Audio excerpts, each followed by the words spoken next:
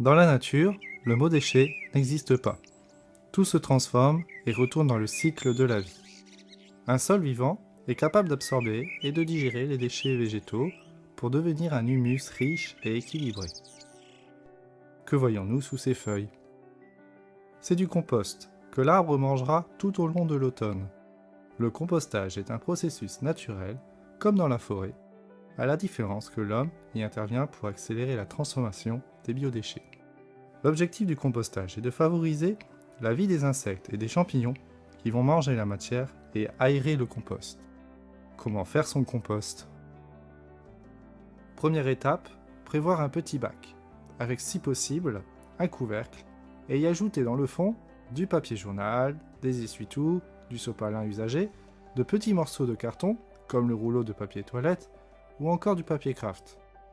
Cela absorbera tous les jus.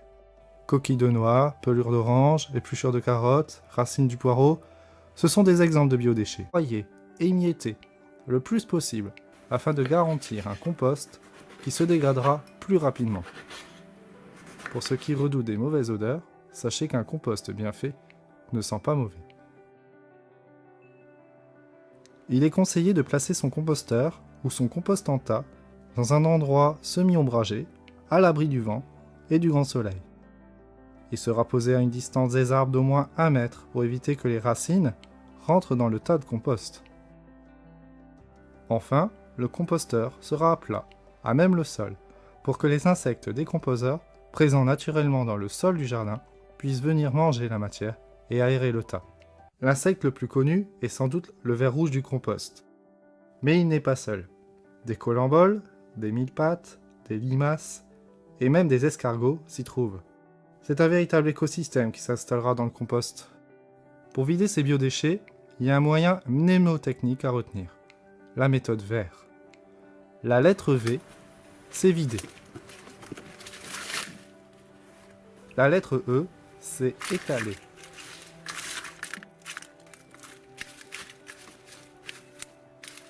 La lettre R, c'est remuer.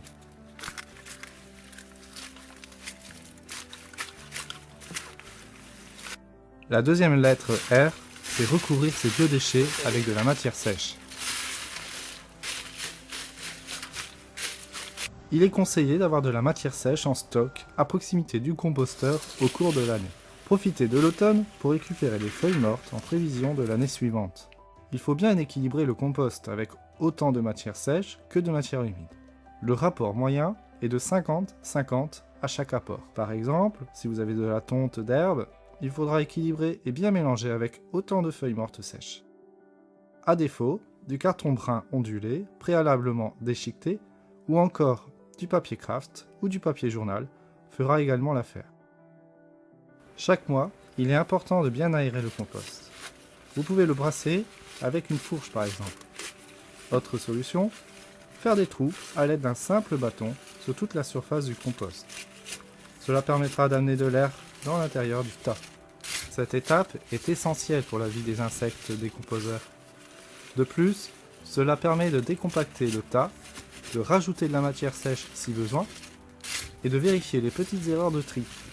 Bouchons de liège, morceaux d'aluminium, voire même un éplucheur que l'on aurait retrouvé par erreur. Un bon compost, c'est un équilibre entre l'eau en quantité suffisante, de la nourriture et de l'air. C'est tout le secret d'un bon compost réussi. Au bout de 6 à 12 mois, il sera possible de récupérer son compost mûr. C'est un engrais riche, prêt à l'emploi et totalement gratuit. Pour ce faire, il faudra retirer la matière fraîche du dessus et le poser à côté.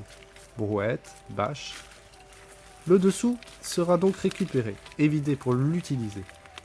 À la fin, la matière fraîche sera remise dans le composteur avec un bon coup de brassage. Si vous le souhaitez, il est possible de tamiser votre compost à l'aide d'une simple cagette. Cela permettra de récupérer un compost fin tout en triant les gros déchets non encore dégradés, coques de noix, petites branches, etc. Ce qui restera sur la cagette sera remis donc dans le compost frais. Après environ 1 an, nous retrouverons donc notre compost au pied de notre arbre.